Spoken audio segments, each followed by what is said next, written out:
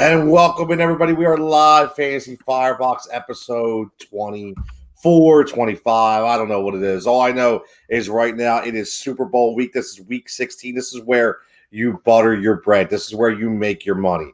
So tonight we will be absolutely 100% fantasy football centric because we can stick for the baseball or the basketball next week. And baseball, I say baseball is going to be coming too. So it's going to get really wild here on the Fantasy Firebox. As always, joined by Dan Green, Jason Sullivan, Mr. Pittsburgh. John will not be with us tonight. He is he's looking at some Christmas lights, spending some time with the fans, so good for him. I wonder if he's got that Amy Grant CD going in the car too that he picked out last night on the you never know, man. You never know. He has a wide variety of music, that's for sure. So again, Jason, what's up, buddy? How you doing this week? Doing great, man. Excited for the Super Bowl week, as you put it. I like that. It's coming down to an end for DFS too, so time to make some money before the season ends, huh? Yeah, man, definitely. And listen, just so everybody knows, I mean, we will, I'm a big playoff fantasy guy, so I don't know if everybody out there listening does it. I love the playoff fantasy format. I like the leagues where you pick your lineup and listen, you really have to strategize thinking who's going to be in that Super Bowl, who's going to give you those 3 or 4 games, to score in fantasy. So very excited. So Dan, what's up, buddy? How you doing? I'm doing well. Like Jason, this is an important weekend for football. You got to watch the injury reports and you got to keep an eye on the weather. It's a stressful time. Yeah. Different strategy, though, for fantasy playoffs versus DFS, of course. You can gamble on maybe, okay, Tyreek Hill has a question mark for a hamstring. I'm not waiting to the last second. I'll just swap him out with Calvin Ridley. But you can't do that with your fantasy playoffs. So you got to really stay on top of the injury reports, people. Yes, you do. And this week's important because we have a game on Christmas Day. We have a game on Saturday, or 3 games on Saturday, and then we have the slate on Sunday, right? So a lot of games to look forward to, man. A lot of games. Now, I will tell everybody this who's listening to the show. For me personally, I am not looking at the Friday game because just by the time it's a crazy week. So, the information, by the time you get it, it could already be old, and I don't want this podcast to be old. So we're specifically going to start on Saturday and Sunday. Hopefully, good luck to everybody on Friday. Hopefully, everybody, one of their Christmas presents is a fantasy Super Bowl championship. And before we get any further, I have to ask you guys, because obviously, it's brought to you by the Heat Ratio Sports Network. The Heat Ratio is the live pod. We are based in Philadelphia. And for a fantasy topic, Jalen friggin' Hurts. Okay? I have to say it that way. 338, 3 touchdowns in the air, 63 and 1 from the ground, 4 total touchdowns. He wasn't that efficient. 24 44. Who really cares? I don't care in fantasy football. I'm worried about touchdowns and yards. I don't care what his percentage is, right? So I have to ask, because I've been asked this question numerous times all week. And I put the vote out there, and it's starting to stir up some talk. And it was, do you start Jalen Hurts this week in the Super Bowl against Dallas, or do you start Deshaun Watson against Cincinnati? Because you have the classic case of the guy who it's a tough call because eventually is this jury going to be out on Jalen? Is some defensive coordinator, because that's what happens, and not necessarily say he's going to take a regression, but one defensive coordinator is going to figure him out one week, and then he's going to have to adjust the following week. You just hope you don't want it to be in week 16 of the Super Bowl. So, Jason, Deshaun Watson, Jalen Hurts. First of all, before we get to that, what do you think about Jalen Hurts as a fantasy quarterback? He's been a stud. He's been way better than I thought he would be. So, yeah, I'm all in on that train. Like you said, who cares if he's not efficient? I mean, I think he was about 50% last week, but we don't care about that for DFS purposes. The biggest knock against him is that he was a one-read quarterback at this point, right? He's staring down his one target. I feel like you don't throw for 338 by accident, right? I don't care if you're staring down your targets or not. He had a huge game last week, throwing and running. So I'm all in on that train. So I don't know how Dan feels, but I'm definitely all in. No, So let me answer. Go ahead, Tom. Would you start him over Watson? That's all right. Would you start Deshaun Watson this week or Jalen Hurts? If you have both of those guys, it's tough. I was going to say, this question's almost unfair to me because I was going through my stacks today trying to figure out what stacks I wanted, and those are my two favorite quarterbacks to play. I know. That's the thing. They have great matchups. They really do. Deshaun Watson. But not Deshaun great Watson's stacking. Been really good, too. Like, nobody even talks about Deshaun Watson. They talk about, Mahomes and Lamar Jackson bouncing in and out and all these other quarterbacks. It's like Deshaun Watson just kind of maintains the steady 23, 25 points every single week. He's a stud, and he's throwing to pretty much nobody at this point. So correct. For this week alone, I would probably go Hurts because I think that matchup against Dallas is juicy. But I love Deshaun Watson too, so it's probably my 1A and 1B for this week. I like that. I like that. Dan, what are you thinking, buddy? Well, I have to admit that I was probably slow to get on the train. Week 1, there's no way I'm not going to touch him. I have to see things first. Week 2, is he for real? But when you evaluate the various pundits' tape studies on him, he's not one and done and one and run. He is going through his progressions.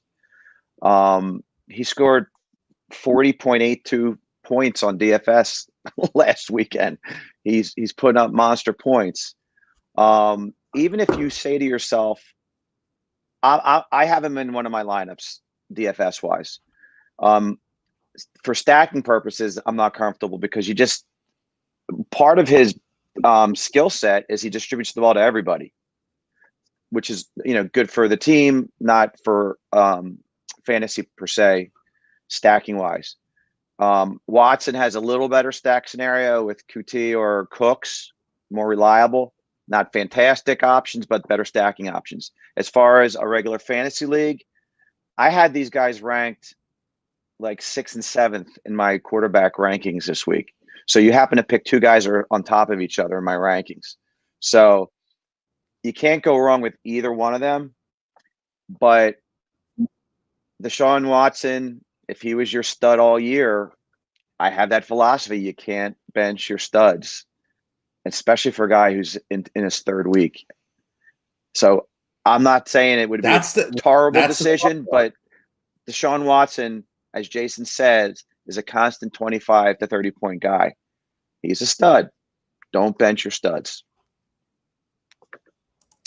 Yeah, you're right. I mean, that's the dilemma that you have. I mean, you say don't bench your studs, and that's what everybody says, and that is the common. That is the common denominator if you want to win a championship. But what I will say is sometimes it takes a big set of balls, right? They say risk versus reward. So I think you also have to look and say, what would be the harm of starting Jalen Hurts? So say you start Jalen Hurts and, what would be Jalen's worst game? That's what you have to look at. What would be his – and honestly, I don't really think it's that bad because I think he's that kind of quarterback. I mean, you look at Tua when he wasn't very efficient when he started. They didn't have him throwing the ball a lot, and he really wasn't running. He still threw for a couple touchdowns, still gave you that 16 to 20-point clip because he's just that talented. And I think that's exactly what would happen with Jalen. So I'll be honest with you. I'm starting Jalen Hurts.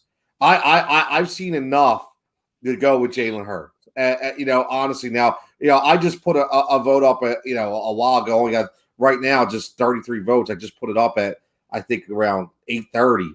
But it's highly regarded, 75.8% Jalen Hurts over 24% Deshaun Watson. I mean, the people are speaking. They have spoken. So I'm kind of with them, man. And Dan, I completely understand. And we come through from the same mindset of don't bench your studs. I can't. But here's the thing. I think Jalen is the stud. I think just watching him and listen, man, this Dallas team, I think this is going to be a shootout. I do. I don't think either team is going to be able to stop either one. I don't. It's a reason why we'll get in later. I like Michael Gallup this week. There's a lot of guys I like on that because I think this is going to be one of those 31-27 games. It's almost like last week, right? It was two guys, they were high-powered offenses. It's crazy. The Eagles now high-powered offense with Jalen Hurts. Unbelievable, right? I think the only difference to me that maybe could be a problem is he does go and it's an away game, but this is COVID, so there are no fans. You don't have that. Don't have 30,000 deep in Jerry World. So I'm going Jalen Hurts 100%. Well, the only reason I'm not even arguing with you. Like I said, they're piggybacked on top of each other in my rankings. You just happen to pick you picked two similar quarterbacks. I could say at least Jalen has the advantage with his legs over. Well, he doesn't over Watson because Watson can do the same thing. If you gave me another quarterback, like maybe Herbert or Brady, who have good matchups, or I could say, well, Jalen is going to get you 80 yards rushing and probably a touchdown, but Watson can too. So they're very, and they both have cushy matchups. So listen, I wouldn't slap anyone on the wrist for starting Jalen Hurts this week. Put it that way. I like that. You know what's interesting too about Hurts? I was thinking about this earlier today. Is that he's done it against two good defenses. New Orleans, they're a top probably 3 defense so far, and Arizona's kind of sneaky underrated on defense too. So they're not bad either. So he took sacks and he made some rookie mistakes. I think in that aspect, he's not making the killer turnovers. He's not doing anything to really put his team in jeopardy. And even if he does take off, he has the ability to rush for 80 yards in a game. So like you said, Tony, I think his ceiling is his floor is really high. I think his floor is probably like 16 or 17, which is probably similar to Deshaun Watson as well, too. But I think, I don't know, if you're kind of looking for the boom play, I think there's a better chance that Hurts goes off, to be honest.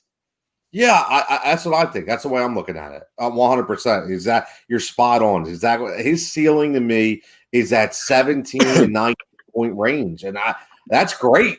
I mean, that's a great ceiling to have because listen, all he has to do is rush for 50 yards and throw 1 touchdown, and you're already at 11, 12 points. So I mean, you're already there. I mean, he hasn't even thrown a ball yet.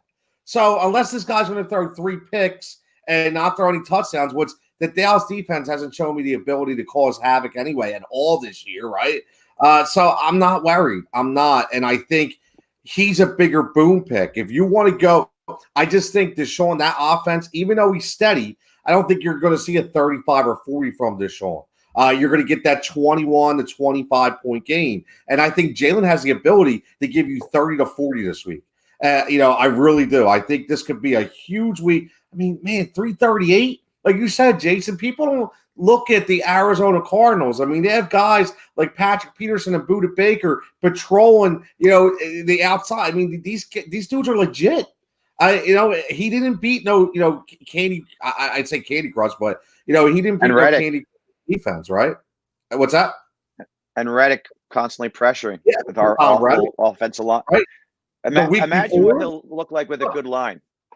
Oof. Imagine what this kid will look like with a good line. I'll tell you. Here you go. We kind of ad-lib things as we go on. Think about that. You just said, Dan. Think about him as a good line. Look, fast forward this to August when we're doing fantasy drafts for 2021, dude. Jalen Hurts, the starting quarterback. He's got to go top 5. I mean, in top 5 quarterbacks. I mean, it's going to have to start being like Mahomes, Lamar. I don't even know if Lamar's a 15th ranked quarterback in fantasy. It's not even Lamar anymore. Jalen Hurts could potentially be a top 3 fantasy quarterback drafted after Josh Allen and Patrick No. Mahomes. You know what's Think wild about too that. is okay. A few weeks ago, we were talking about how Russ was a candidate for MVP, right? Over the last, I think it's like 8 weeks or something, he's not even a top 10 fantasy quarterback. So it's like, No. if you would have told me 5 weeks ago that Russ would be pretty much out of the conversation, like he's a no play for me, and Jalen Hurts would be securely in the position of, like you said, like a top 5 quarterback, I would have said you were nuts. But like, this is where we are. It's crazy. We are. Well, think about it. Right now, if you look at for stats per season, right now, you're Kyler Murray, Mahomes, Josh Allen are your top 3 quarterbacks. There's no reason why Jalen Hurts isn't number 4, in my opinion, for next year. If he is the starter, and like Dan said, you have healthy guys coming back. You know this is going to be a crazy offseason for the Eagles, right? If he is the starter with a healthy offensive line and a couple more weapons, man, I'll tell you, he's getting drafted in the top 5, and he could be as high as 4. So it's definitely an interesting scenario. I love it. I love it. Jenna checking in. She got a good question here. PPR flex for my last running back. Is Zeke or Pollard, Fournette or Wilson? That's because I'm going to assume Zeke is going to be out. Yeah. I think he's kind of packed in. I mean, they're done. They're not. He's not playing. He was a healthy scratch last week. Let's make no mistake about it. And I like Pollard. The Eagles have been decent against the run. They haven't been great. Fournette scored 2 touchdowns, but really didn't do much from the yard. Low volume. You know, and Jeff Wilson, I want to blow my brains out with Kyle Shanahan. And he's the only running back, Tone. He's the only running back this week. He's the only running back this week for San Fran. Well, the only one though, like the Mostert's only out. Well, there's going to be somebody. You got There's going to be Coleman, somebody, right? You still have McKinnon. You still have Kyle Juszczyk, ball hawking the goal line. Like I just you never know with Shanahan. Even though I like Jeff Wilson, Pollard's the play if Zeke's definitely out, but for sure. But I would eliminate Zeke and Fournette from that list immediately. I agree. That's what I would do. I would definitely, for me, I'm just going to pretend that Zeke is out. I go Pollard 1, Wilson 2, Fournette 3. Fournette's kind of like a throw-in at this point. Jason, you agree? 100%. That's the same exact order I would say too. Pollard looked really good last week. So if he gets the carries, I like him a lot. And it's kind of interesting to see what Dallas is going to do. We talk about the quarterback situation in Philly. So what's Dallas going to do with Zeke? I mean, it seems like Pollard at this point might be better. And do you trade Zeke? I mean, good luck finding somebody to take that contract. I know that's a huge contract. I mean, Pollard had 6 catches for I think 63 yards. Or I mean, he did a lot, and he looked fast. He had a great 9 targets. Yeah, he's faster than 9 targets. Crazy, man, absolutely crazy. That's exactly where I would go. I think there's a lot of good plays this week. But you know, Jason, you made a good point. You start talking about, you know, you're making me look and making me think. I mean, you look at it's always good, and I love to do a show. What I'd love to do is maybe in about a month, I would love to do a show and look at where everybody was ranked. Just talk about where people were ranked in the preseason as to where they finished. You know, guys that were surprises, guys that really just didn't do anything. You know, I think it's really the narrative is really good. I mean, I'm looking at Lamar Jackson right now at number 10. I mean, he was a guy who was drafted as a top 2 quarterback. You know, he really hasn't lived up to his potential at all this year. You know, so it's going to be interesting. But one guy I want to talk about who's very interesting to me, and I got to ask you guys, because in the last 3 or 4 weeks, this guy, in my opinion, has just completely defied all the odds. You know, for me, because I never gave David Montgomery any kind of credit. I always said he's a guy get yards, no touchdowns, no catches, no nothing. This guy's like a poor man's Derrick Henry right in front of our face. I mean, I don't even know how you don't look at this guy and keep him in your lineup and never take him out. And we never used to talk about that. The last 4 weeks, David Montgomery has been nothing short of amazing. I mean, we're talking 5 touchdowns in 4 weeks.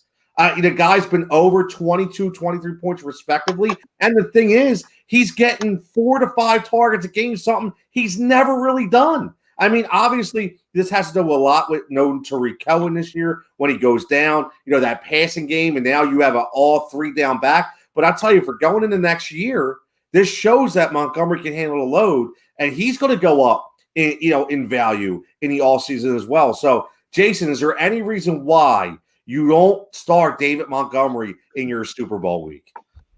No, you have to start him. I feel like you have to play him in DFS too. Which is funny because nobody is playing him in DFS. Like I've been looking at I'm big into ownership numbers. I always look at ownership numbers every week. And he's always in single digits, if not single digits, really low double digits. So it's wild. Like you said, I mean, his last 4 weeks, 28.3, 27.1, 27.5, and 32. That's like averaging like 28.5 points a game in the last 4 weeks. I mean, you want to talk about when to show up? Yeah, he didn't show up for the first 12 weeks of the season, but he showed up when it meant something for your fantasy team. So I was just going to say, right? You talk about playoffs. You talked about week 12, week 13. Essentially is when most people's playoffs start, or week 14, and he's hitting the stride just like Derrick Henry. I mean, we could call him Mr. December as well right now. I mean, that's how good he's been. So, Dan, is there any reason why we should not believe in David Montgomery? No, if you recall 3 weeks ago, and I always throw my mantra out there of don't chase points based on performance of the previous week. Like you can't plug a lineup in and expect you're going to get Zach Pascal points again, right? But I said 3 weeks ago when Montgomery had his first really great game, I could see this continuing for the rest of the season. Just like we said with Brandon Ayuk, we saw it. We saw it continuing. That's not chasing points. That's seeing statistics, the eye test, and common sense. Okay? So Montgomery has been trending this way, and the line play's gotten better, and you nailed it, Tone. Not having Tyreek Cohen on a team made them not think as much on offense. Just give him the ball. I mean, they actually were overthinking it with Cordell Patterson. Yeah. Like enough already with that. Yeah. And that seemed to slow down too. I'm glad you said that. Coaching too, I feel like. With the coaching, it's like, so we were so worried about, is this guy a bust, right? We drafted him, we thought he was going to be the guy. He wasn't the guy. Maybe it was a little bit coaching, I feel like, because it seems like something went off in the coach's head, 5 weeks ago, 4 weeks ago, whatever it was, that said, we need to feed this guy the ball. This guy's him and Allen Robinson are our two best guys on offense. And something similar is kind of going on with the Colts right now. I think I brought it up a little bit last week, but it's like, wait a minute, Jonathan Taylor and T.Y. Hilton are our two best guys on offense. We should probably get them the ball as much as we can during the game, right? That gives us the best chance to win. So it's weird but with the Bears, it's like you said with Cohen, it's like they try to force feed Cohen, it seems like, when all along Montgomery obviously is the better back. So it's kind of crazy. Yeah, no, you're right. Force feed is a great word. I mean, because that's what they do. They think they have this shiny toy, and they're like, we have to use them somehow. And they force them in, and Dan brings about Cordell Patterson. Like, come on, stop. Like, he wasn't good in Minnesota in that role. And you're trying to put him in Chicago. Like, listen, 2 to 3 plays a game, okay, but enough with the jet sweeps and the reverses. And, like, just run your stud, man. Run your horse. So, definitely. Jake, checking on YouTube. Jake, what's up, buddy? How you doing? Again, if you're not a subscriber on YouTube, please hit that subscribe button for us. We would greatly appreciate it. Please give me the top 3 in order. Interesting. Here we go. I got a lot of names here. So for people that are listening on podcasts, let me read them. I got it easy. CeeDee Lamb, Russell Gage, T.Y. Hilton, Chad Hansen, Sterling Shepard, Lynn Bowden, Wayne Gallman, and Rashard Higgins. Oh, wow. Rank them in order. I need 3. Top 3. Whoo! I mean, T.Y. Hilton really hurt last week. Dan brought up Zach Pascal. Like, come on with Zach Pascal. Like, are you kidding me? Like, I understand that these players come out and say, we're not good for your fit. But, like, Zach Pascal done anything. Now, all of a sudden, he wants to show up. Like, in the fantasy playoffs of all friggin' weeks, right? But listen, Russell Gage had a decent week. I think Julio Jones is out again, if I'm not mistaken. So Calvin Ridley obviously is your number 1. There's a lot of decent names here, man. A lot of good matchups. I'll tell you, I'll let the other guys speak the rest. I'm just going to say one name that I love, Rashard Higgins this week. He's one of my sleeper guys. I love the number. I love the matchup. Baker, my boy. I like Baker. I like that team. Higgins is getting 8-9 targets a game. He's getting looked at all the time. So I would give Jake. I'm going to refer you to the other two guys. But right now, for me, my number one guy in that group is Rashard Higgins. Dan, what are you thinking about? Yes. You say Dan or Jay? I didn't hear that. Yeah, I'll talk to you, Dan. Okay. I have Hilton number one, and then I have Higgins number two, and the third one could be difficult. I mean, Gallman had a nice stretch there, but he's cooled off. And again, any receiver going up against the Eagles is a good play. Hanson is that one or two catch a game guy. So I gun ahead. I go Hilton, Higgins, CeeDee Lamb. Jason. 100% what Dan just said.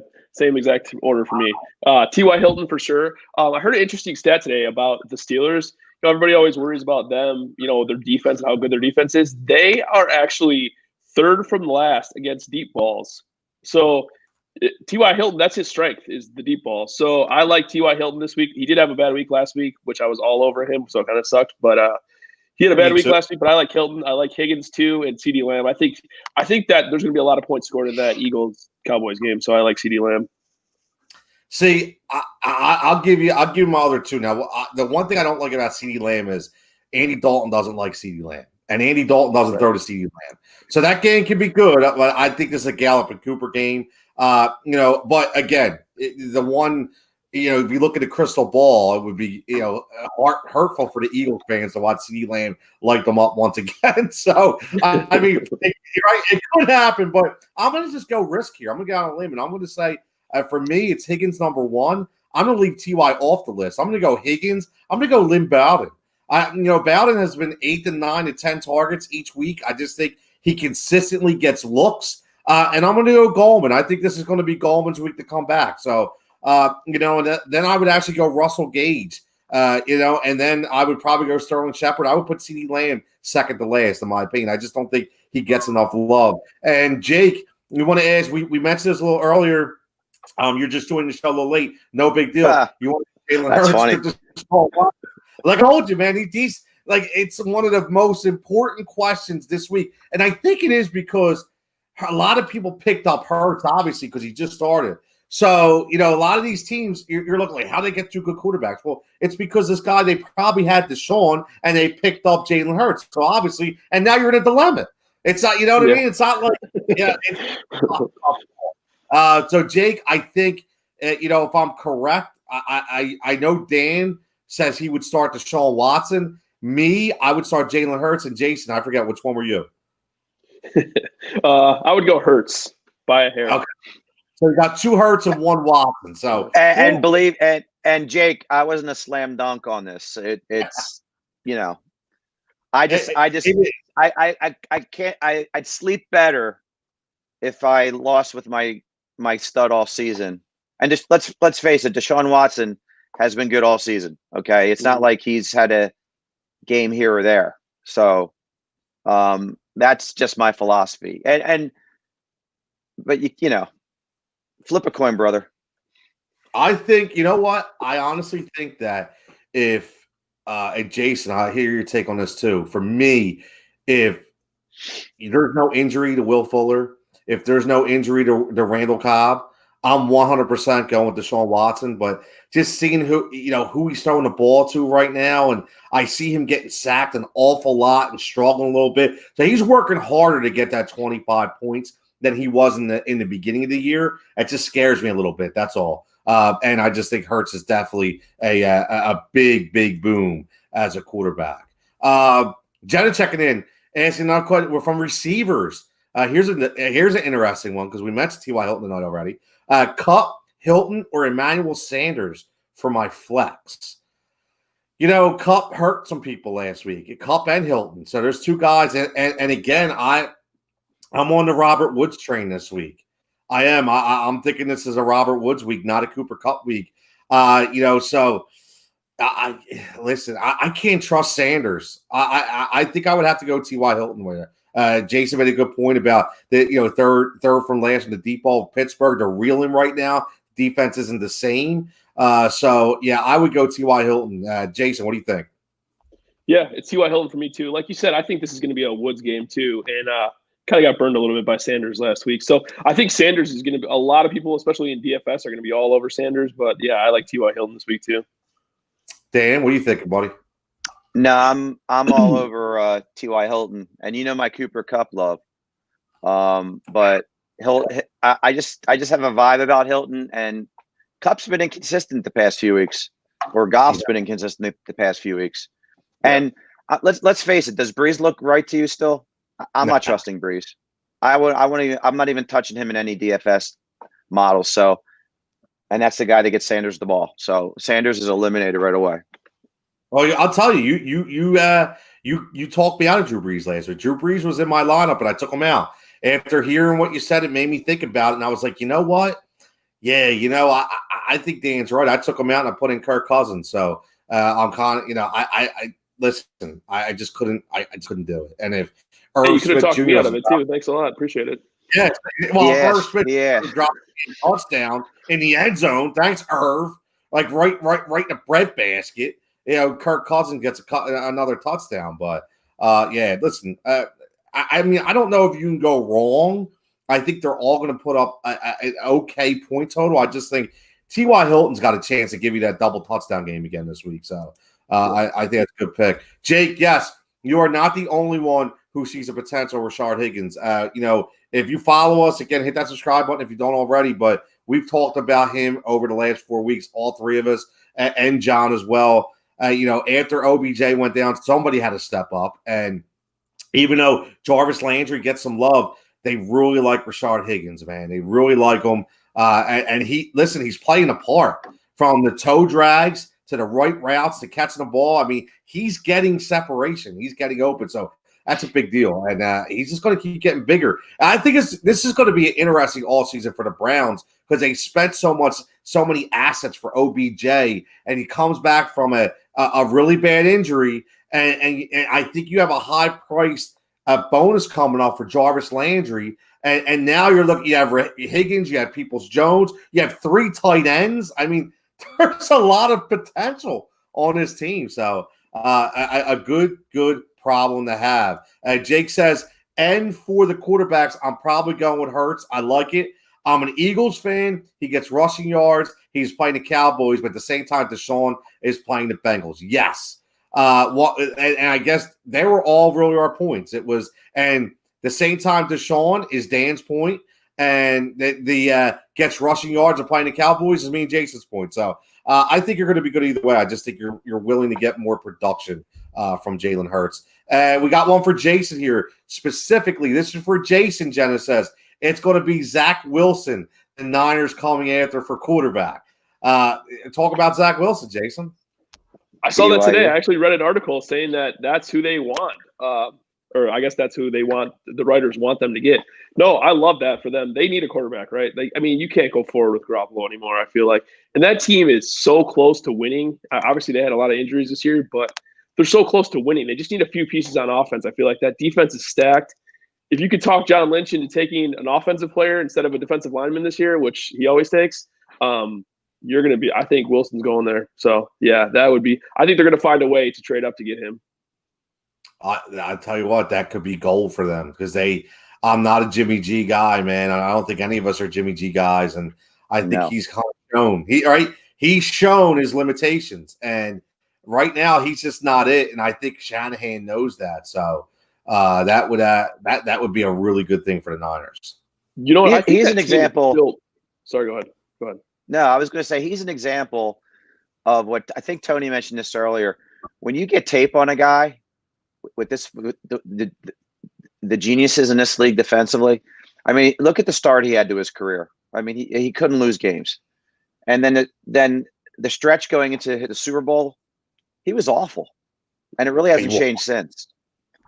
I think they've got him figured out. He's barely a game manager at this point. I don't know if you guys remember this, and it was funny. So I don't know what week it was, but it was when they played the Seattle Seahawks. and they destroyed Jimmy G. And it was when the Niners were rolling, everything was going smooth. And he hit a wall in the Seattle Seahawks. And that day, I went on one of my vignettes the following day on the Gambler and said, I am 100% out on Jimmy G. He has shown to me that, number one, he's soft, and number two, that he's that guy that cannot be good under pressure. He's the guy that, we always talk about guys don't like to be hit. Brady doesn't like to be hit, right? He doesn't like to be touched. Kirk Cousins doesn't like to be hit, doesn't like to be touched. Guys that just have to be sitting in the pocket, throw the ball, and that's it. And that's what Jimmy needs. And if that's not, and to me, that's not how that Niners team is built. Could you imagine the Niners if they had a mobile guy like Kyler Murray? Or, they would be unstoppable. They really would. Just because the potential. Dan, you mentioned them. I've mentioned them. Jason's mentioned them. But the IU pick was tremendous. That kid. I'm just looking at him, and I'm just looking at the way he's built. I didn't realize he was that physical of a receiver. And so he's got the speed. He's got the physicality. Just everything about him just breathes elite to me. He really does. That was a great pick. Really was. They have two Deebo Samuels on the team. They're almost clones of each other. Exactly. They're built the same way. They have the same game. If only Deebo could stay healthy, though. You know what's crazy about that team too? I feel like it's hard to find a team in the NFL that is built better than what John Lynch has built in that situation. Yeah. Obviously, they're missing a quarterback. That could be the final piece or whatever. But he's first of all, Kyle Shanahan's an offensive genius, which is great. John Lynch came in and said, "I'm going to make the defense awesome. I'm going to start from the front seven basically, and build my way back, and then I'll worry about the offense later. We're going to run the ball. We're going to play good defense," and that's exactly what they do. Obviously, injuries killed them this year. So, like I said, but they're a quarterback away from being a Super Bowl team, I think. So, and as great as his drafts have been, he missed on Solomon Thomas, and they're still a tremendous front seven. But you get guys like Warner later, and it compensates for your mistake. Think about that, Fred Warner. Wow. You just think the way they built that team. It's a great point, Jason. It is, and let's not forget, they go out and a guy won it in Philly, but they go out and they trade for Trent Williams, an All-Pro left tackle that sat out and held out for the Washington football team. A great trade, great player. Then right already. And listen, a lot of people gave both of those guys. Number one, John Lynch didn't have the pedigree to be able to build a team. He was just a player. What gives him the right to be a GM? Kyle Shanahan ride his dad's coattails. He's not a head football coach. He's an offensive play caller. Damn wrong, man. Everybody that was wrong on Kyle Shanahan, you got to give that man some respect. You really do, because nobody predicted for him to be this good, man. And he, what I like about Kyle? Kyle's he's not cocky, man, but damn, he's confident. He he knows his shit's going to work. He really does. And he reminds me, and Jason, you may, I know Dan will definitely remember this, and you may just because you're a football guy. But in Philadelphia, under the Andy Reid era, we all knew that guys like A.J. Feely, Coy Detmer weren't that good. But when they came, Andy was such a good offensive play caller, which is crazy, but he wasn't great. He had to get over that hump to be a head coach. But as an offensive play caller, he was so good that the offense didn't skip a beat. You see that with Nick Mullins. You see that with C.J. Beathard. That shows you how good Kyle Shanahan is. So, we're really – the Niners have a ton of potential, man. Ton of potential. And a guy named Bosa up front, man. Whoo, man. Yeah. I'm telling it's only going to get better. Exactly. It is exciting. Jake wants to know, what's defense should I start? Steelers, Dolphins, Texans, or Chargers? I'll tell you what. The Dolphins have been unbelievable over the past week. 14 straight games with a turnover, right? I was just going to ask you, was it 13 or 14? It's unbelievable. It's 14 now. Yeah. Yeah. Wow. The Dolphins. The Dolphins. Dolphins. The Dolphins. But I don't know, man. I don't know how you go against Miami. I know Vegas. It'll be interesting because we're going to talk about. I got a little sleeper pick, but Miami. I'm going Miami. I don't know about you guys. Dan, what do you think? No, Dolphins. Yeah. Jason, same. Dolphins for me too. Yeah, definitely.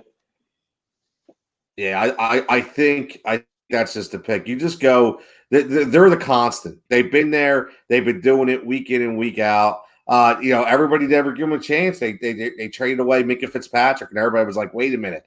They're like, "No good." Still have Xavier.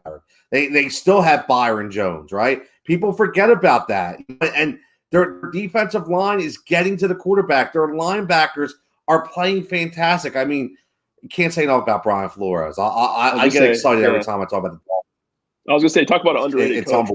He's done such a good job there, I feel like. And they were smart and brought in some winners with the Patriots and Van Noy to blend in with the young kids that they're developing. I think they have like the most rookies starting. Very similar to, help me out, Jason. Who's the other team that's starting a lot of rookies that's struggling right now? Carolina. Carolina's building something too defensively, but they're not getting over the hump like the Dolphins have. And I attribute a lot of it to the veterans that are on the team that are Patriot players. So Good point. You teach kids how to win. I was going to say, you come from a winning pedigree. You come from a team that embodies leadership, and culture. And it's addictive, man. It's contagious, right?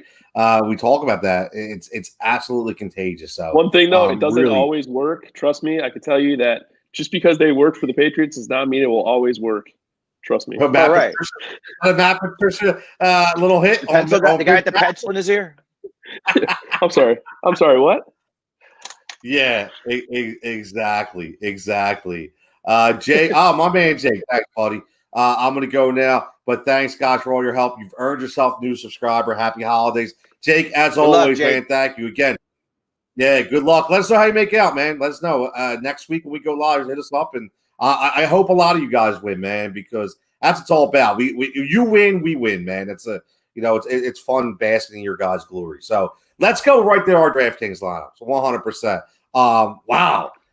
Jenna comes in with Arizona 46, Whoa. Niners 9. That is a bloodbath. That is not a lot of faith in CJ Beathard, apparently. Jeez. Yeah, I was just going to say, she found out. I mean, come on. I mean, you had Nick Mullins. Were you really sold on Nick Mullins? I mean, or did you go from 30 to 46 because we went to CJ? I mean, wow, that's a bloodbath. I'll tell you that. It's not a game I want to watch. But let's go to our DraftKings line again. We do this every week, and again, for everybody listening, we are going to start. We previewed basketball last week. This week it's football centric because of the playoffs, but next week we'll be back on the basketball horse. And again, get in the Heat Ratio Sports Fantasy League. We are up to there's about 4 people that still have to sign up. We're over 20 right now. I want to get this to 50 if we can, or even more. Again, it's $10 a week. It's right on DraftKings. You let us know you want to be a part of it. We send you the invite. You get to talk it up with us. We'll be on Twitter. We'll rank the top 3 teams every week. Give everybody shout outs. It'll be fun, man. So if you can, check it out and join the club. So, guys, I am going to go. Looking at the Week 16 matchups, I think there's a lot. It's so hard to decipher because of games on Friday, games on Saturday, games on Sunday. They're all over the map. But I actually think there's a lot of different values this week. We always talk about hidden values. We always talk about locks. So I'll just start off with the quarterbacks. And again, Jason, I know we talked about this guy earlier, but I'm starting Mitch Trubisky this week as a lock. I am. I'm starting him as a lock. We're going up against Jacksonville. Jacksonville, to me, listen, I could pass on Jacksonville if I wanted to. I understand Mitch didn't have a great week last week. But again, at his number. He was 5,500, still got you 15 points. That's not terrible if you start the right running backs. Listen, I started Mitch last week in one of my leagues, and I also started Montgomery and Jonathan Taylor. So I spent 15 grand for the two running backs that afforded me the opportunity to get Mitch at 55 and gave me 15 points, which was 5 points off another quarterback that was $7,100. So I made out on that deal. So if you can do it, you do it. So for me this week, I'm locking up Mitch Trubisky, and I am going major sleeper right here with Marcus Mariota, 5,000. Okay, Marcus Mariota this week for Vegas. I'm telling you right now, the way I seen him run, and I understood he threw a bad pick and he was off target sometimes, but Gruden is another underrated offensive play caller. He will put him in the right position, and I expect big things this week for $5,000 out of Marcus Mariota. Jason, what's up, buddy? Talk. Love it. So this is going to be kind of anticlimactic, but my two quarterbacks that I'll be playing in every lineup pretty much this week are Deshaun Watson and Jalen Hurts. You really stole my fire on that one earlier. I love it. So, right? However, good, man. Two values that I really love. Your boy, Baker Mayfield, 6,100. I feel like that's way too cheap for him for what he's been doing. They're playing against the Jets. Obviously, everybody can run against the Jets, which we know that. But at the same time, I feel like Baker's set up to have a good game. I also love Matt Ryan and going against the Chiefs. They're going to have the game script. I think that's the biggest thing in this whole thing is that Matt Ryan's been kind of bad this year. But if you could stack Matt Ryan and Ridley together, I feel like they're going to have to score, obviously, because they're going to be behind in that game against the Chiefs. So, yeah, I think Matt Ryan at 5,900 is a great value.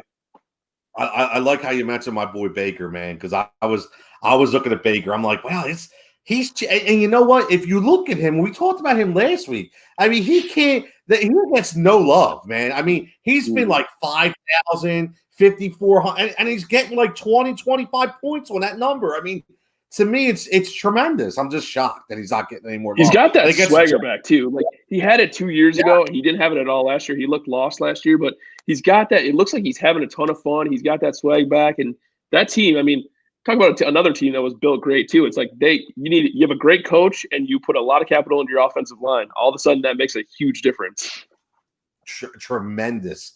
That was called the toxic Freddie Kitchen effect, right? Freddie Kitchens and John Dorsey, who unfortunately is here in Philadelphia now, but two guys that were toxic.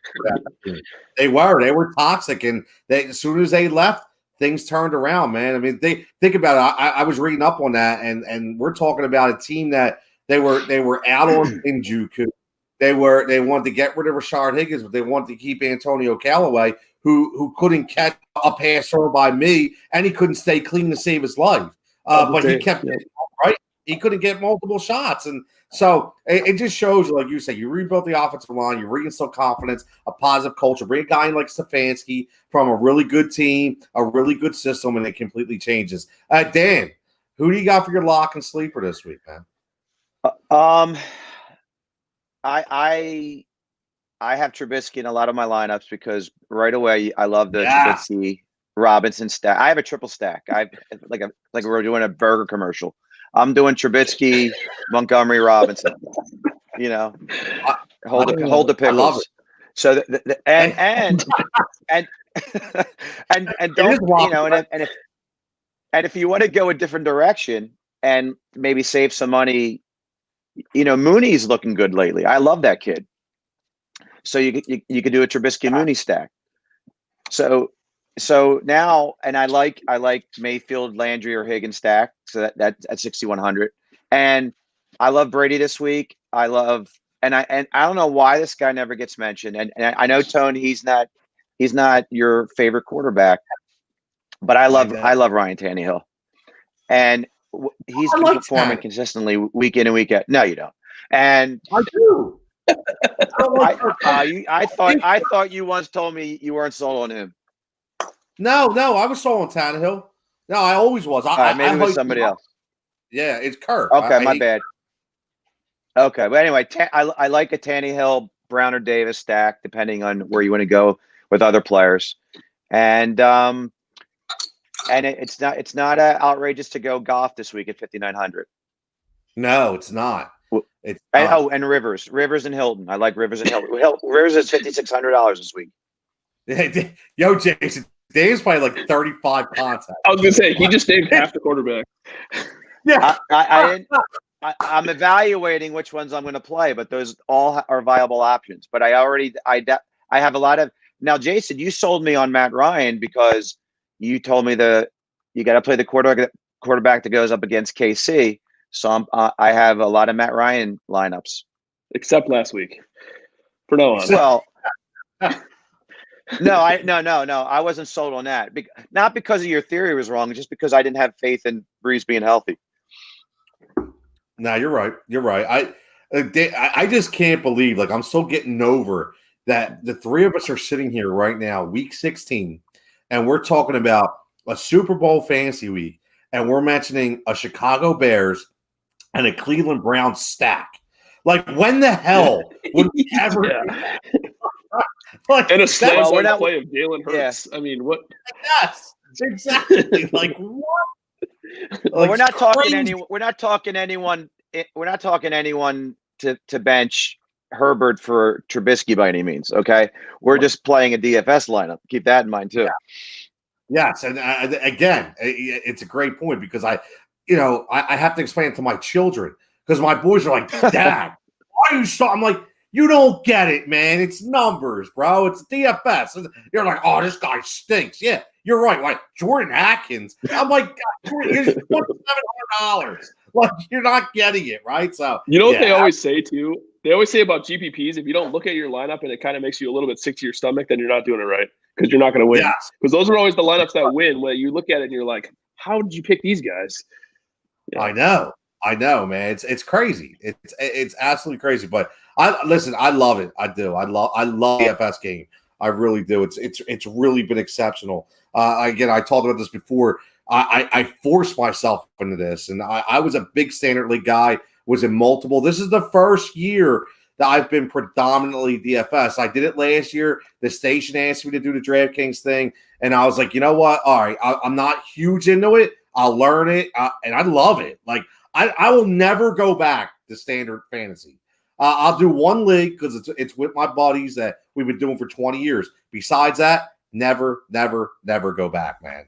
100%. Jenna wants to know, where do you guys have Josh Allen ranked this week? Interesting.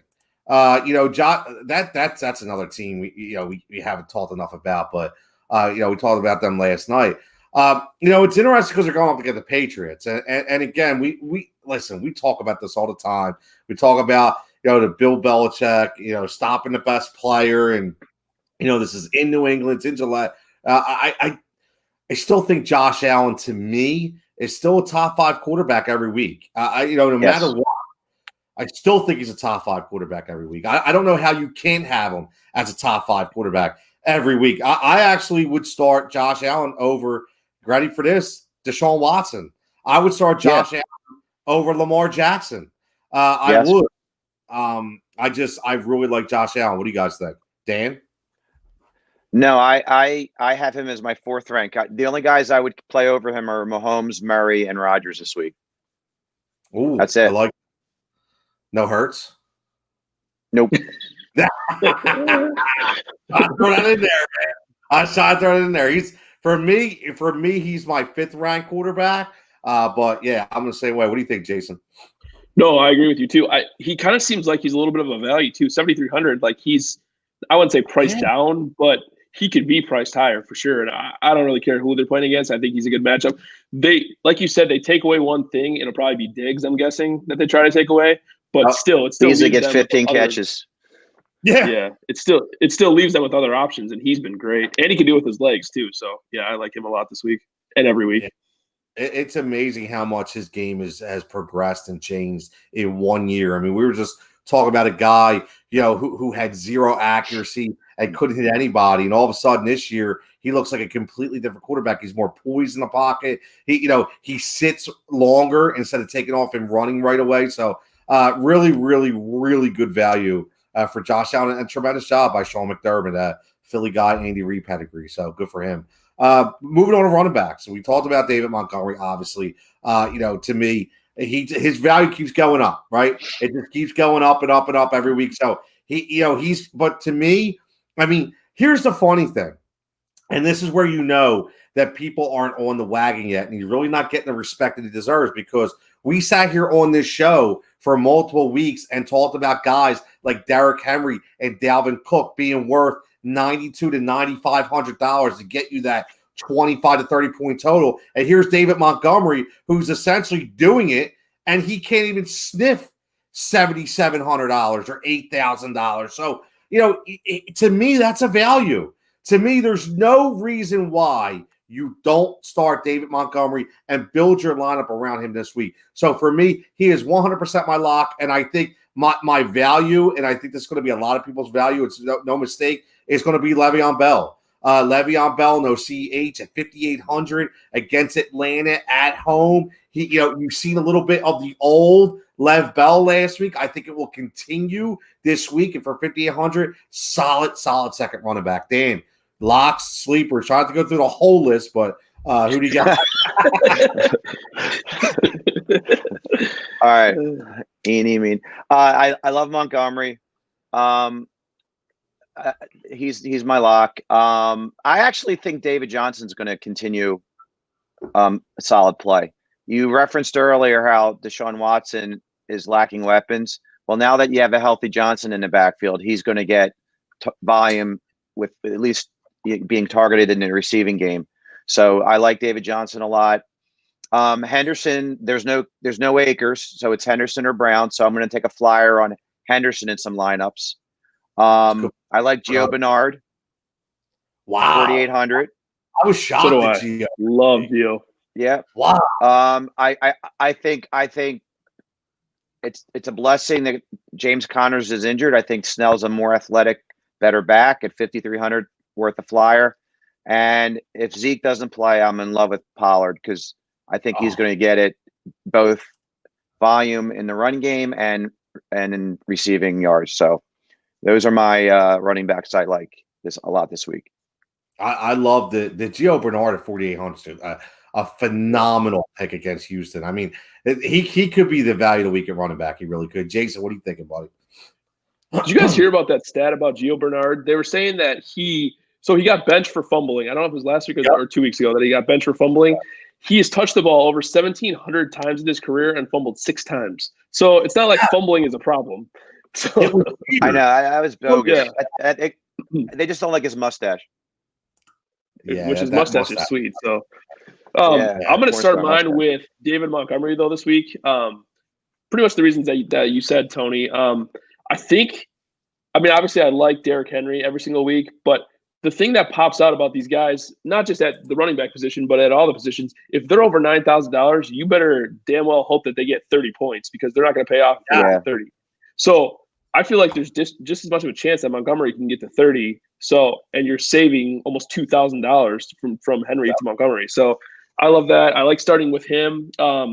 Salvin Ahmed is my value play of the week. He's one of my 2 value plays of the week. I love him. It sounds like Gaskin's going to miss again this week, so I love him at 5,600. And then my man Judge Ito Smith down in Atlanta. Yeah. He is I don't care if they don't have a good matchup. Obviously, the game script isn't going to favor him at all. But $4,000 for him, I'll play him this week. I like that. I know John brought him up last week too, and you watch him play, man. He could essentially, going forward, be the number 1 back for that team. He really could. Will he get the volume of a number 1 back? I don't think so. I think that he'll always need a number 2 guy, but he'll definitely be the first and second down guy out there. And he's athletic. He's very he's very shifty, so to speak, and he's strong too. Stronger than people think. So I like that. That's a great pick. At 4,000, that's a really good number. Yeah, if he scores, we talked about this with Frank Gore a couple weeks ago. If he scores 12 to 15 points, that's a huge win for you. So absolutely. And JC, you make you talk about Salvin Ahmed, a guy who's getting he's getting the work. That's the thing. When Gaskins isn't there, this is the guy who gets the work. Last game he had 23 carries. Okay, that's a big number. And in week 10 he had 21 carries. So you're essentially we talk about volume all the time on this show. And here's what makes our theory correct. And speaking of theories, I'm going to get to Jason has a theory too I want to elaborate on. But you look at the guy right under him. If you go to DraftKings right now and you look at Salvon Ahmed at 5,600 and Leonard Fournette at 5,500, and look at that. Leonard Fournette, okay, he doesn't even get the volume to give you the 5,500. Listen, the touchdowns, you can't bank on touchdowns in this game.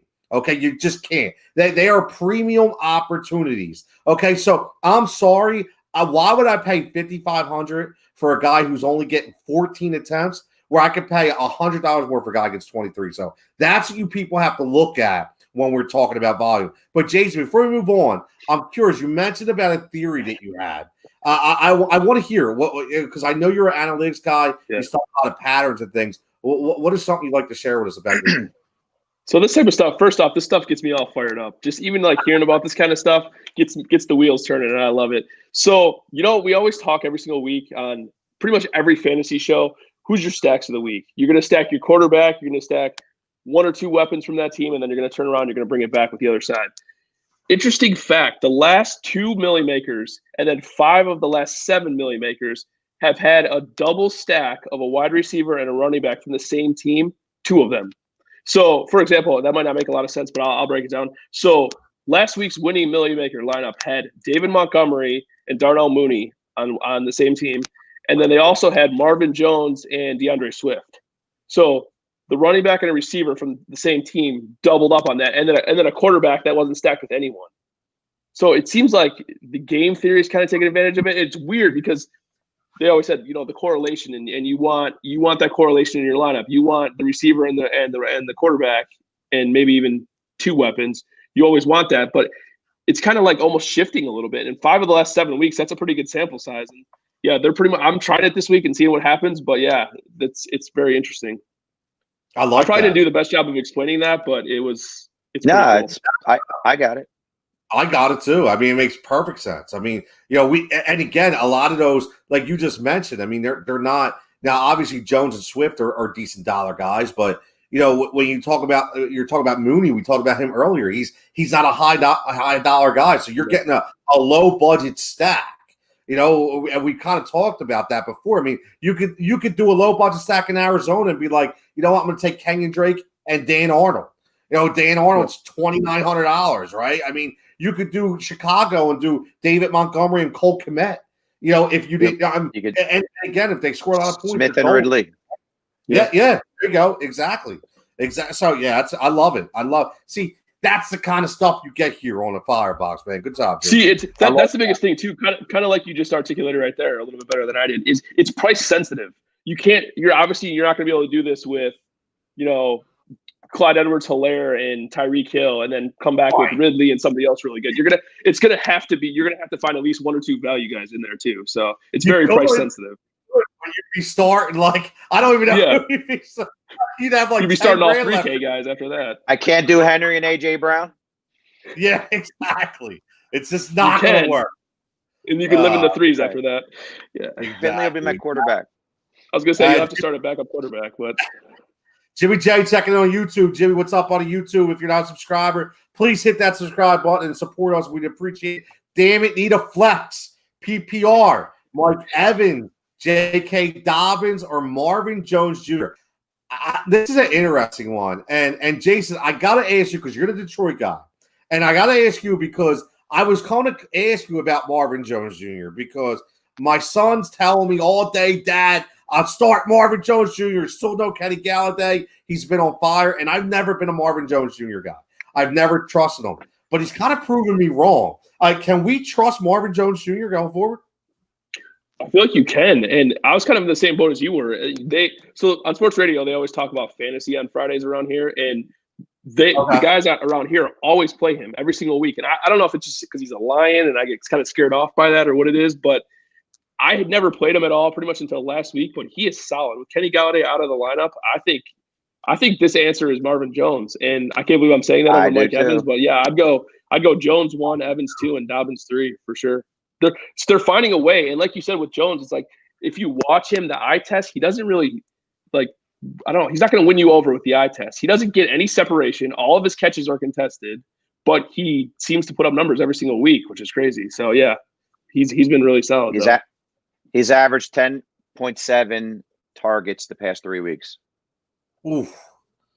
It's all about volume. Yes.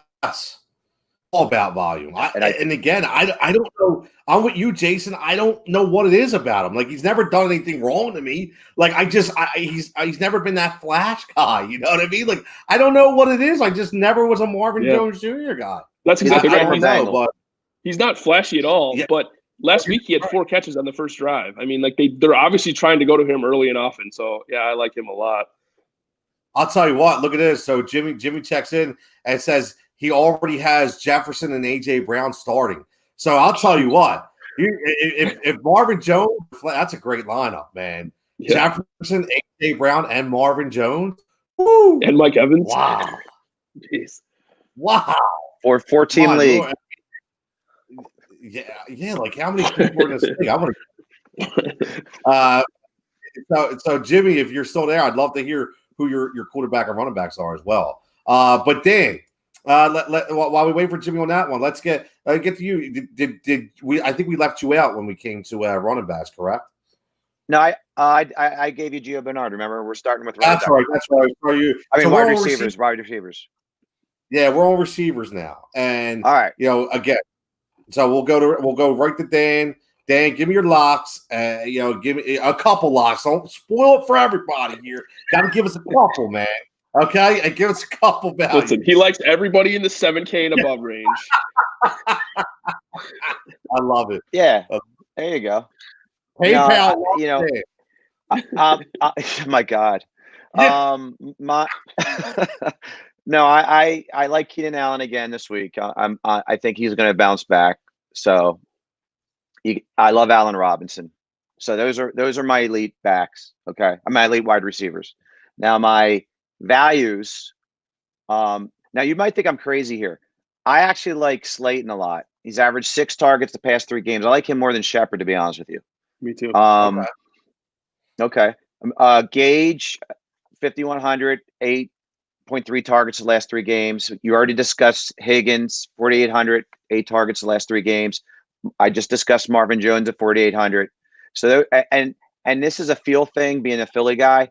I think Hurts has a chemistry with Ward for $4,000. You might want to consider Greg Ward. And here's my sleeper of the week, a $3,100 value, Mecole Hardman. Yes. I have a feeling he's going to do something this week. I like that. I'll be honest with you. 2 guys I've hit on this year at the right opportunity for a low value is Mecole Hardman and Isaiah McKenzie. And both those guys I've hit on a low $3,000 number. So I'm feeling it, Dan. I like it. I like it a lot. I like your locks. Robinson, absolutely. I mean, listen, that whole Chicago team against Jacksonville, they've already packed it in. We've talked about that before. For me, I think this is a Robert Woods week.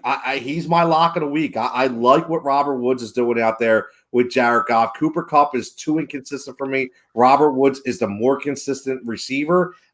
He's constantly producing. If you look at, we always go by last 3 or last 4. If you look at those contests, yes, week 14 against New England, really didn't do much. But before that, you're talking 22, 18, 16. I mean, but still, if you look at over 4 games, and this number astonishes me, over 4 games, 39 targets, 40 targets in 4 games. Listen, this guy, he is the epitome of production.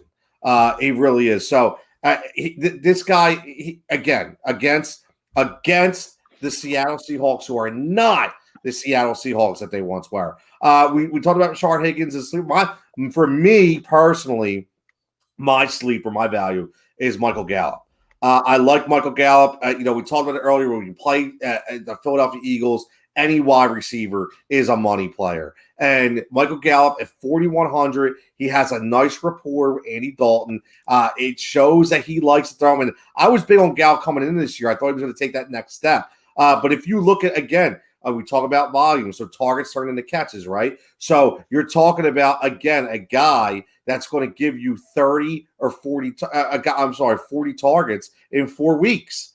It's there. The chemistry is there. He's been double-digit points out of 4 weeks, and for a number at 4,100, that's the way you win a week. So, Jason, who do you got, buddy? Lock of the week, Calvin Ridley. I like him going to the Chiefs. He has been awesome since Julio's been out too. He's averaging 21 a game throughout the season with, I think he had 29 2 weeks ago and 35 last week. So he's been a monster. So that's my lock of the week. I also love Allen Robinson. And then Dan stole my thunder. Darius Slayton. I think he is the best value. I think he had 9 targets last week. So I love him I think he's 3,900. So that's my sleeper of the week too. Is this still Tone, yeah, I think so. Yeah. Okay. That's okay though. 9 targets is 9 targets for me. Yeah, you're right. And Tone, if I could build on something that Jason said earlier, and yeah, man. The Rams game fits everything Jason described. You've got that, and you can actually do a triple stack. And I'm not trying to be funny this time. You've got Woods, who's the stud receiver. I'm not sure what his value is. I don't have him on my list right now. So if you guys can get me his value. So Henderson, who's probably going to be the start, 7,000. So you got Henderson, who's probably going to be the featured back at 4,500. You got Woods, the stud receiver, getting 10 targets over a 4-week span on average at 7,000. And you got a cheap quarterback this week in Goff at 5,900. So you definitely have the double stack that Jason was talking about, but why not throw the triple stack in there as well? The triple stack. I feel like we're talking like hold the pickles. Yeah, like I just had a walk on Wednesday, right? So it's like, well, what's going on here? But you're right, Dan.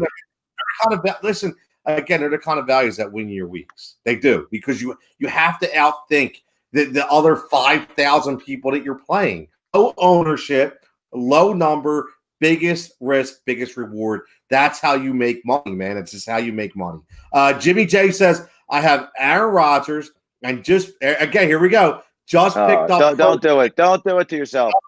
Well, no, it's just in case. But again, what I'm saying. Okay. And I'll tell you what, too.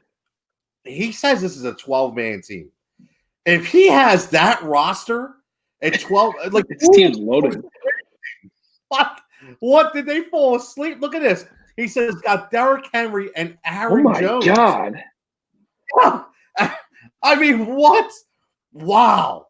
Who's in that league with you? My 3-year-old? Jeez. Wow. Yeah. It's crazy. He says the guy who's playing has Josh Allen and Diggs, Ridley, Eckler, wow. What? Like, 12-man league. Did anybody else come to the draft? I was going to say, 10 teams auto-picked, and then these two guys killed it. Wow. Listen, man, congrats, Jimmy. That's going to be a tough matchup, man. But listen, that's you both have a championship. Love it, man. I can't wait to hear next week. Question for you. Tony, I have a question for you. So that guy that commented and said that he has Rodgers and Hurts. Yeah. Are you playing Rodgers? No doubt about it. Or are you thinking about it? Ooh, man, listen. Tony's too provincial right now. He knows. I get, if John was here, John would say right away that Tony Stark. You can't do it. Yeah, right. But you play Rodgers. I'm not, right? I'm not. Rodgers is the guy to play. Yeah. Well, Aaron Rodgers has been spectacular, right? He has. And again, I understand that. But we talk about every now and then, you face a match, and we're getting deeper and deeper in December. And I understand it's in Green Bay, it's home, and I would guess I don't know the numbers right off the top of my head, but I know he's got a very good record in December at home. But Mike Vrabel is a different style of coach. And if anybody can game plan against Aaron Rodgers, it'll be Mike Vrabel. Now, am I saying Aaron Rodgers is a buck? No, I just think I actually would lean towards Jalen Hurts. I'm telling you, man, I like what I see. And here's the thing. I'm the guy, and I'm going to tell you this. I'm the guy who, in McNabb's 3rd year, took McNabb as the #1 overall pick in fantasy. Okay, because I just seeing him and the amount of points he was going to produce when he was going neck and neck with Dante Culpepper, I just said, you know what? He's 30 points every week. And I think that's what you're going to get from Jalen Hurts. And I think this could be a week where they run the ball. I know Jones is banged up a little bit, but I think this is the way they run the ball a little bit in Green Bay, and it hits Aaron Rodgers' value. So I would actually start Jalen Hurts, Jason. Me too. Oh, I like it. I like it. I like it. I know Dan ain't starting. No way. Dan's a Aaron Rodgers. I mean, we'll talk next week, and you'll probably say, Dan, you were wrong. It's happened twice. Nah. And Jimmy says, got to stay safe around. I get it. Listen, I get it. That's what's fun about it. And that's why I'm saying right now, I'm looking at, one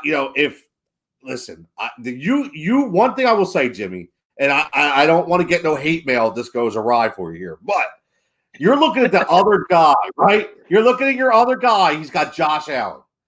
Josh Allen, to me, is a better player than Aaron Rodgers, okay, in my opinion. And because I think he has the more ability to score big numbers, and you're going to have to contest that. So, I mean, these Diggs, Ridley, Eckler, I know you have a good roster, so I'm just saying you might want to think about it just a little bit. That's all I'm saying. Just a little bit. Just a little bit. Genesis Jigsaw would play Jalen Hurts. Would you play Jalen Hurts or Josh Allen? Man, I'm going Jalen Hurts. I'm going Jalen Hurts, top three quarterback. Top three quarterback for me this week. Tone. Who's 1 and 2? Who's 1 and 2? So number one for me is Patrick Mahomes. Number one is Patrick Mahomes. Atlanta stinks. I heard of him. Yeah, you heard of him. But I'm going to go Jalen Hurts, number 2. All right. Okay. So he's a top 2 quarterback for you this week. I'll go Mahomes, Hurts. I'll go Josh Allen, and then actually I'll go probably Aaron Rodgers then, and then Kyler Murray. That would be my top 5. Yeah. Hey, did you guys see that tweet from Matthew Berry this week when Peterson came out and said that Hurts was starting this week? He's like, oh, really great. That's great. In other news, Mahomes is starting for the Chiefs this week too. I thought that was hilarious. I love that. Yeah. It's a circus here, man. Seems like it. No, it really. And Jenna, the answer is yes to that question.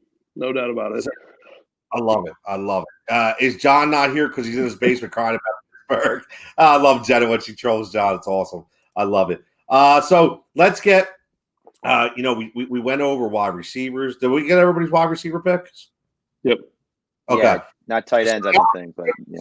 So now we're at my forgotten tight end picks because I really don't. It's a forgotten week for him too. Well, here's the thing. I'm going to tell you guys something. Here's why I don't value the tight, because I bought in to Coker's bullshit last week. Okay, it got in my head. Right? And wait till I talk to him. He's not here tonight. He got in my head with the Jason. Oh, I gotta have Jason Kelce. Unbelievable. I said, you know what? You're right, John. I'm gonna spend $8,000 for Jason Kelce. I didn't get 30 points for Jason. I got 20. So guess what, John? I'm never starting an $8,000 tight end again, ever. And this week, Jason Kelce is 8,500. Sorry, Travis Kelce. Travis. Jason's not going to get you 30 points. No. That's going to be a rough play. When you're from Philly, you get the name screwed up, man. I got you. Oh, yeah, I am not in on Travis Kelce this week. I'll tell you what. I don't even Waller, 7,000, right? What's that? Waller for 7,000, maybe. Waller, listen, that's a thing. Now, the interesting pick is going to be, is Waller going to produce the same with Marcus Mariota that he did with Derek Carr? Now, I know he played well last week, but you just have to, will it continue? It's a big number. I actually, listen, I like Austin Hooper at $3,500. I mean, we talked about the Cleveland regime. They're playing up against the Jets. Austin Hooper was the big money guy that they bought that surprised everybody when they paid him as the top tight end in football. And all he did last week was go 641-1 and have 15 points for $3,200. And all that did was boost up his value by $300 against the Jets. So for me, I am going to hard pass on Travis Don't Call Me Jason, and I am going to take Austin Hooper for 3,500. Dan, who do you have in the tight end? I agree with that John philosophy as well. I mean, I look at Kelsey and Waller as wide receivers, so I don't think that's an hour. And he didn't totally, wet the bed by any means, but I guess I'll just go with my values. I think Goddard's going to have a solid week with Hurts. He's getting he's averaging 7 targets the last 3 games. I actually like Jordan Reed. I'm feeling a vibe with him. 5 targets over the last 3 games. And actually, I remember you guys talking about Higbee, but Everett's out targeting Higbee, and he's only a $2,800 value this week. So those are my and Akins. If Akins is averaging 5 targets the last 3 weeks at 3,300 for Houston. So those are my value picks at tight end. I love the value picks at tight end, man. I love me some $2,500 tight ends, man. I love it. I absolutely love it. Great picks, Dan. I do. I love those value picks. They're tremendous. Now, Jason, if there's any left, what do you think, buddy? So I only can pick between like 2 because John picked all the rest. So no, just kidding. You know what's funny is last week I was a big proponent on Travis Kelce and saying like, yeah, you could pay $8,000. He's a wide receiver. I don't know if it's just the $5,000 or the $500 price bump or what it is this week, but $8,500, that's too rich for me for Kelce. Yeah. I feel like his floor is probably 18, 20 points, but his ceiling is probably what? 25, 30 maybe, right. Which you pretty much have to get to 30 for that price to be worthwhile. So I'm going value this week, pretty much across the board. I do like TJ Hawkinson though, 4,600. He had kind of a crappy game last week, but I like him bouncing back. He had a crappy game. Had a kind of crappy game. He did. He had 2 points, I believe, if I'm not mistaken. But I like him at 4,600, and Dallas Goedert, like you mentioned, Dan, already. It seems like he's got something. He's like the one guy that for sure is going to get targets in that off. Well, I guess him and Ward. But I like Goddard a lot this week too. And not to take everybody else that's on the board, but I like Irv Smith every single week, so I play Irv every week. I like Irv. I like that. I'll tell you another guy nobody mentions, Dalton Schultz, and the only reason why I like him is because, again, Philly does not cover the tight end very well. I mean, Dan, you mentioned Tyler Higbee. You see what Tyler Higbee did against the Philadelphia Eagles, right? So, we've seen what Dan Arnold did against Philadelphia. So there's, guys can actually really produce against this bad linebacking core. So, they may be okay against the run, but they can't cover me, which is not saying much. So what's funny too about the tight end position is that everybody always says like, oh, don't play Dalton Schultz because he's too touchdown dependent.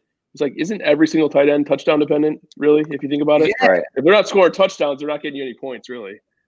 Right. I mean, we're talking about $3,000 tight ends, man. Like, Come on, man. Like, you know what I mean? If they get you 5 points, it's like, okay, but if they get you 6 plus 5, that's 11. That's a great game.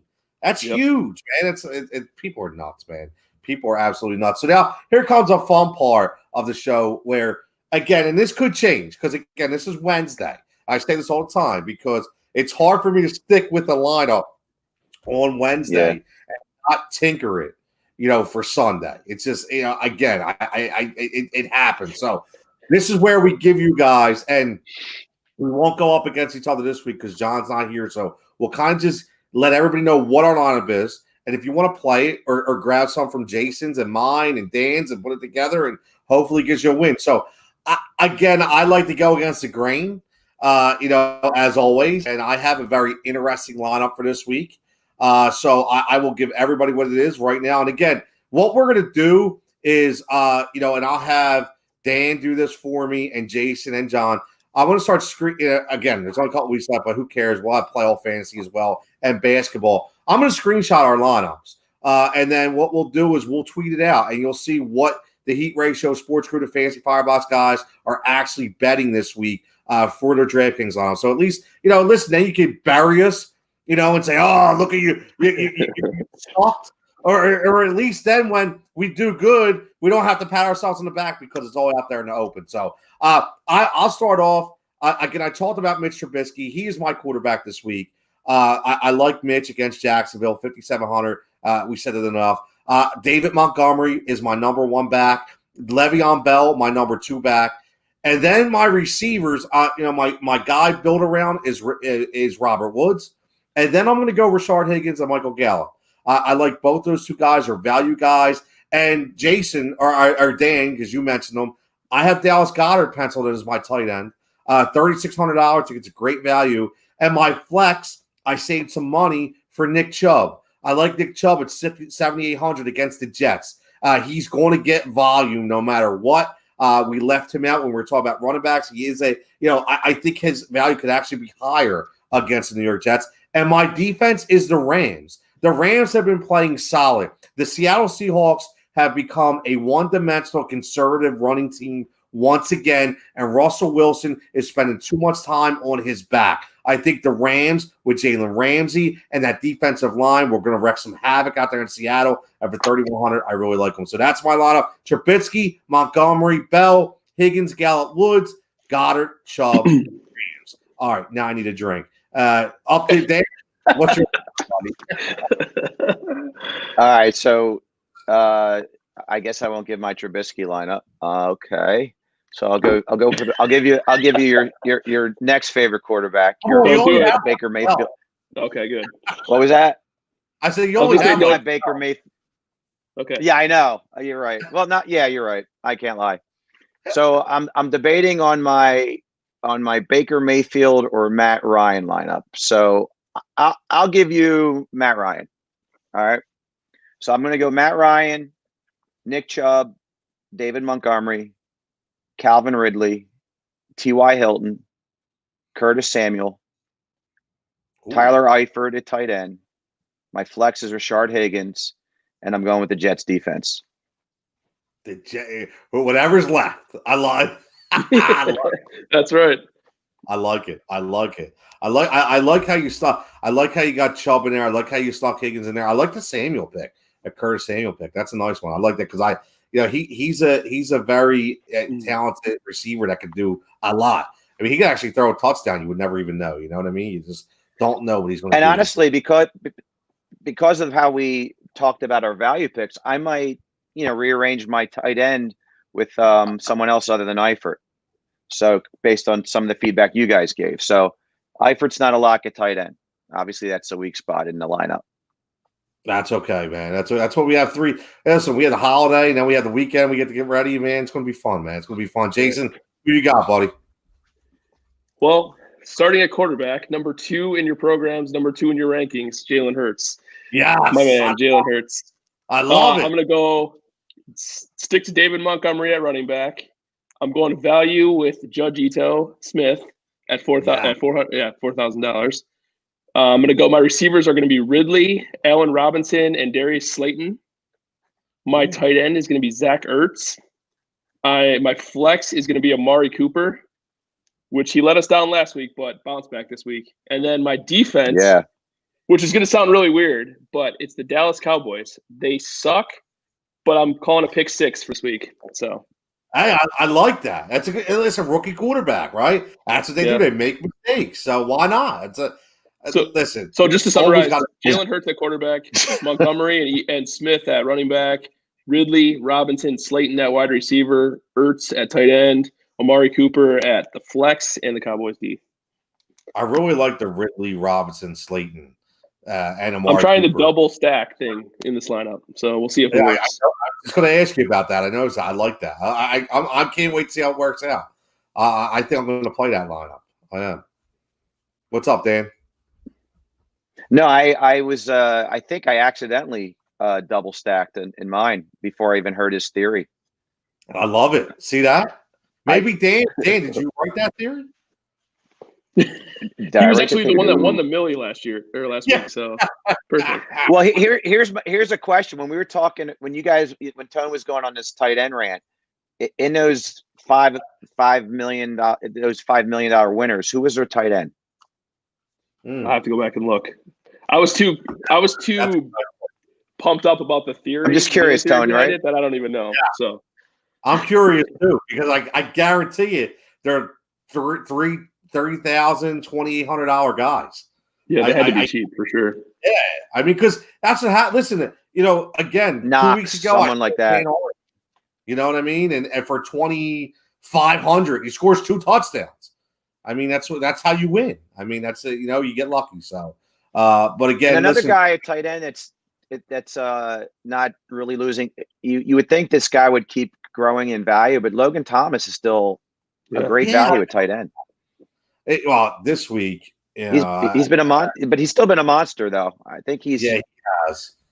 He has, and you know what? He's kind of building that. I know people don't like to compare players, but I do, and I look at systems. And for years, Rivera had Greg Olsen, who was basically the number 1 receiver on that team for how many years. And if you can build that rapport with your tight end, Rivera loves the strong tight end, and if he found it in Logan Thomas is going to be a very good asset for fantasy for many years to come. So you're right, Dan. I mean, why he's been hovering. I mean, he goes up a little bit here, a little bit there, but nothing tremendous. I mean, listen, he did take a $900 jump the last 2 weeks, though, right? So, actually he went 3,300 to 4,000, and then he went 4,000 to 4,900. So I think he's starting. Okay, I really do. I think he's starting, but not bad numbers. 62 catches, 570 yards. 5 touchdowns. I mean, listen, he had a monster week last week. Yeah, 15. He was targeted. I was going to say 15 targets last game. That's insane. Yeah, that's nuts. It's when you're targeted 15 times, the next week you don't drop the 5 targets. I guarantee it. I guarantee he's going to have 10 targets this week. You're right. Yeah, well, it's a good call because exactly. It's not like all of a sudden he's going to disappear, right? He's just not. And they're playing Carolina, who's still trying to figure out their defensive system out there. So, that's a good point. I like Logan Thomas, man. And you know what? Good for Washington because I was in love with Jordan Reed.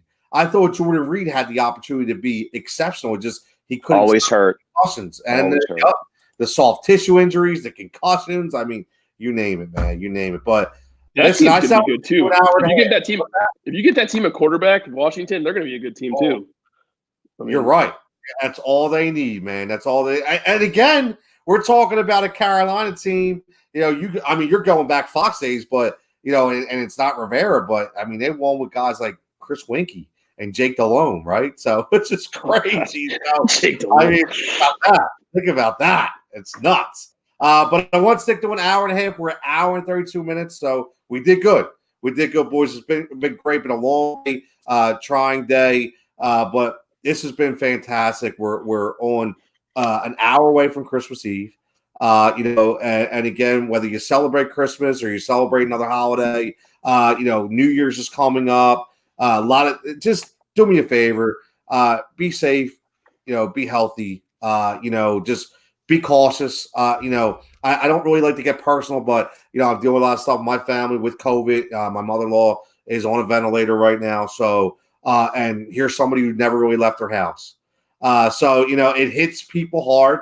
And yes, she does have underlying conditions. So I'm not going to say like all of a sudden I want to freak everybody out. But, when my family told me, we said the one person in our family that can't get it is her, and she got it. So, unfortunately, we just got to hope she pulls through. So for everybody, when you're having your family gatherings, try to limit them. That's just what I'm going to say. Do what you want, but just be safe because I want you guys to continue to have a good 2021 because 2020 sucked ass. Yep. Okay, it really. I got no other way to sugarcoat it. It sucked ass, big ass donkey balls. Okay, that's what it sucked. Right? So 2021, damn it, it's going to be our year. And again, everyone follows us, man. It's been fantastic. And don't forget about the Heat Ratio Sports Basketball League. Get in it. Give us a hit, and we'll give you an invite, and you can join us and play with me, Dan, Jason, John. And again, Jason, you have any shows coming up this week? You and Dan? We're doing our fantasy and gambling show that's usually on Thursday nights is actually going to be on Saturday night this week at 8:30. So we're going to focus only on the Sunday main slate, but all about the birds. Check us out. Article probably dropping on Christmas Day. Not ideal timing, but that's when I do my article usually. So yeah, check us out over there. Sure, not going to get divorced after that. This one.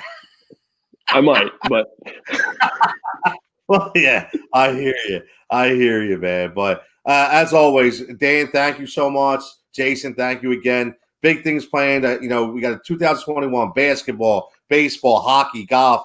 We got a lot of things coming up. We got a big crew, and hopefully we're going to be in studio before we know it. So, again, check us out at Heat Ratio Sports and stay safe, stay healthy, and we'll see you next week.